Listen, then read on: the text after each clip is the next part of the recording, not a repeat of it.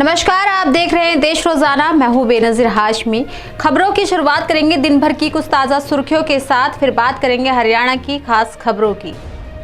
PM Modi और राहुल गांधी के चुनावी भाषणों के मामले पर इलेक्शन कमीशन ने कांग्रेस बीजेपी को भेजा नोटिस। 29 अप्रैल तक मांगा जवाब। अरुणाचल प्रदेश में हुआ लैंडस्लाइड, नेशनल हाईवे 313 का बड़ा हिस्सा ढहा। चीन सीमा से सटी दिबांग वैली का संपर्क टूटा। बॉलीवुड एक्टर संजय दत्त के बाद अब तमन्ना भाटिया को भेजा गया समन। वेटिंग ऐप पर आईपीएल स्ट्रीमिंग से जुड़ा मामला, वहीं महाराष्ट्र साइबर सेल करेगी इस मामले में पूछताछ। अचानक पटना के होटल में लगी भयंकर आग, 6 लोगों की हुई मौत तो 20 लोग हुए घायल। 45 का किया गया रेस्क्यू, कई लोगों ने कूदकर बचाई अपनी जान। जैसलमेर में हुआ बड़ा हादसा, वायुसेना का टोही विमान गिरा, धमाके से सहम गए लोग। बॉर्डर एरिया पर निगरानी कर रहा था विमान। उत्तर प्रदेश के पूर्व मुख्यमंत्री अखिलेश यादव ने आज कन्नौज सीट से अपना नामांकन किया दाखिल। अमेरिका की 25 यूनिवर्सिटीज में हुआ इजराइल विरोधी प्रदर्शन, 100 से ज्यादा छात्रों को किया गया गिरफ्तार। नेतन्याहू बोले, यहूदी विरोधी ने कॉलेज पर किया कब्जा। एक बड़े चीनी अखबार ने भारत की विदेशी नीति पर उठाए सवाल। ग्लोबल टाइम्स नामक अखबार ने लिखा, भारत से दूर हो रहे उनके पड़ोसी देश। ऐसे ही मालदीव ने स्वतंत्र नीति चुनी।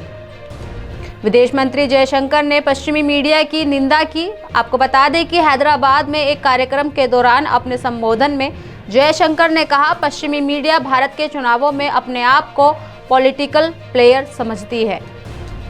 बात करें सोने की तो सोना 71,841 रुपये प्रति 10 ग्राम तक पहुंचा।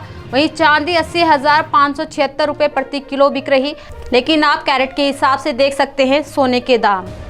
तो ये थी दिन भर की कुछ ताज़ा सुर्खियां। अब बात करते हैं हरियाणा की खास खबरों की।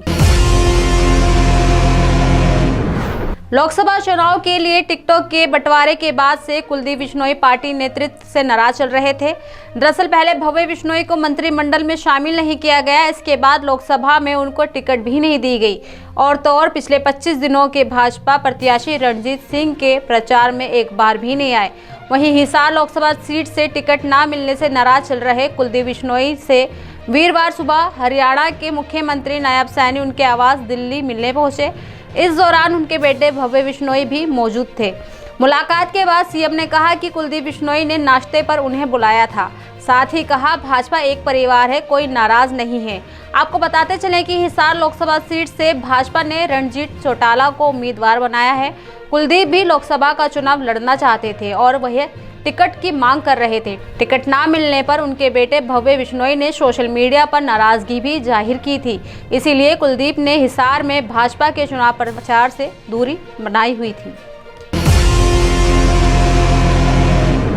हरियाणा में कांग्रेस ने अभी तक अपने उम्मीदवारों के नाम तय नहीं किए हैं। दूसरी तरफ कांग्रेस हाईकमान रोहतक की राज्यसभा सीट खोने के हक में बिल्कुल नहीं है। वहीं पार्टी में एक बार फिर नए सिरे से टिकटों का मंथन चल रहा है। रोहतक से दीपेंद्र हुड्डा की दावेदारी बदली जा सकती है।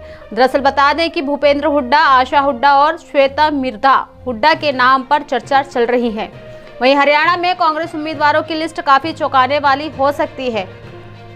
कांग्रेस हाईकमान ने राज्य के नेताओं को कह दिया है कि वह हरियाणा से अपनी एकमात्र राज्यसभा सीट की खोने के रिस्क नहीं ले सकते। ऐसे में यदि रोहतक से राज्यसभा सदस्य दीपेंद्र हुड्डा के स्थान पर कोई दूसरा नाम कांग्रेस उम्मीदवारों की लिस्ट में दिखाई पड़ जाए तो कोई हैरानी की बात नहीं होगी।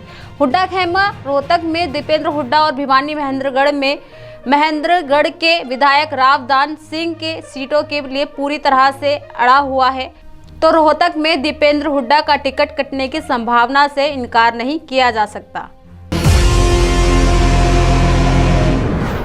लोकसभा चुनाव को लेकर हरियाणा में बार बार समीकरण बदल रहे हैं। वहीं इसी कड़ी में पूर्व विकास एवं पंचायत मंत्री देवेंद्र सिंह बबली ने अपने एक्स में शायराना अंदाज में पोस्ट की है।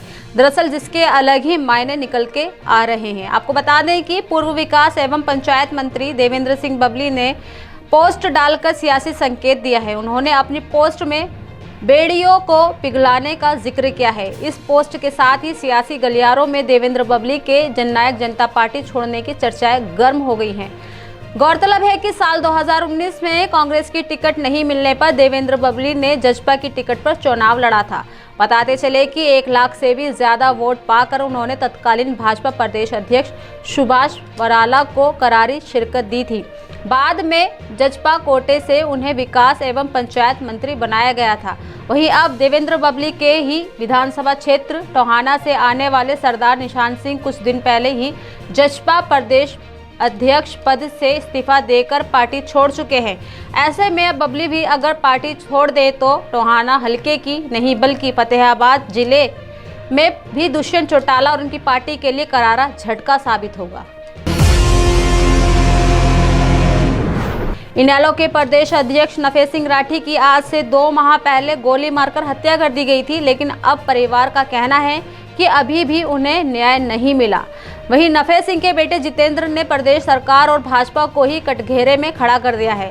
दरअसल बता दें कि नफे सिंह के हरियाणा की राजनीति में बड़ा नाम रहा है। वो पूर्व सीएम ओम प्रकाश चौटाला के बहुत करीबी थे। नफे राठी हत्याकांड में उनके पुत्र जितेंद्र राठी ने प्रदेश सरकार और भाजपा पर कई गंभीर आरोप लगाए हैं। जितेंद्र ने कहा कि सरकार केस को जानबूझकर दबाने का काम कर रही है। उन्होंने नामजद आरोपितों का नार्को टेस्ट कराने की मांग की है। बताते चले कि बेटे जितेंद्र ने इस दौरान सरकार और जांच अधिकारियों पर कई सवाल खड़े कर दिए हैं। उन्होंने पूछा कि गिरफ्त से बाहर दूसरे हमलावर किसी दूसरी वारदात को अंजाम दे सकते हैं। हथियारों की बरामदगी अब तक क्यों नहीं हुई? गाड़ी पर जीपीएस लगाया तो किसने लगाया? अब तक पुलिस पता नहीं लगा पाई। आज 2 महीने हो चुके हैं, हत्या हुए आरोपित अभी तक नहीं पकड़े गए। वहीं एफआईआर में जिनके नाम हैं उन्हें गिरफ्तार करे। साथ ही कहा सीबीआई को अब तक केस ट्रांसफर नहीं किया गया। इसके पीछे सरकार की क्या मंशा है? आखिर कौन इस फाइल को रोके बैठा है? जांच अब तक शुरू नहीं हुई। क्या सरकार सबूतों के खत्म होने का इंतजार कर रही है? साथ ही ये तक कह दिया कि भाजपा के बड़े नेता भी इस हत्याकांड में शामिल हैं। तो यही थी दिन भर की कुछ ताज़ा सुर्खियों के साथ हरियाणा की खास खबरें। कल फिर होगी मुलाकात ऐसी ही कुछ ताज़ा खबरों के साथ। तब तक के लिए बने रहिए हमारे साथ और देखते रहिए देश रोजाना। नमस्कार। हमारे साथ जुड़े रहने के लिए देखते रहिए देश रोजाना का यूट्यूब चैनल सब्सक्राइब कीजिए। साथ ही देश रोजाना की खबरें सबसे पहले देखने के लिए प्रेस कीजिए बेल आइकन।